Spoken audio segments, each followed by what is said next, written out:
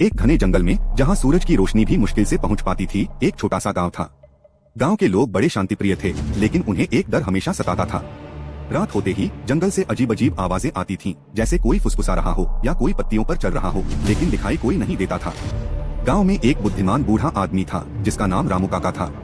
एक दिन गांव के कुछ युवा उनके पास गए और बोले, काका, हम इस डर से जीना नहीं चाहते। हमें जानना है कि रात में वो आवाजें किसकी होती हैं। रामू काका मुस्कुराए और बोले, डरो मत, वो कोई भूत प्रेत नहीं है। वो बस हवा है जो पेड़ों से होकर गुजरती है, और जब पत्तियां हिलती हैं तो ऐसी आवाजें आती हैं।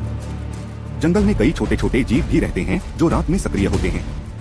युवाओं को यकीन नहीं हुआ। अगली रात रामू काका उन्हें जंगल के किनारे ले गए और एक ऊंचे टीले पर बैठा दिया। उन्होंने कहा, आंखें बंद करो और बस सुनो।